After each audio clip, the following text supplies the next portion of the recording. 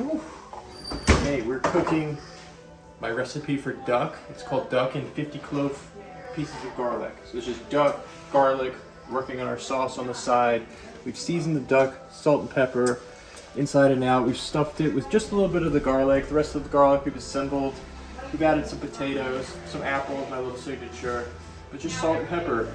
Cooking it at 450, 15 minutes, pulling it out, and now we are going to reduce the heat to 375 for the rest of the time, and it'll be about 30 minutes. Okay. Got onions, carrots, and we've got the neck and all the stuff from inside of the duck. Go ahead, pour that in. Get the puree. Just pull the duck out, trying to get the garlic to mash that up.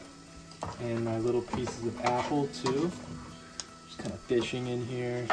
Some of the garlic's not mashable yet. Trying to get the ones that are.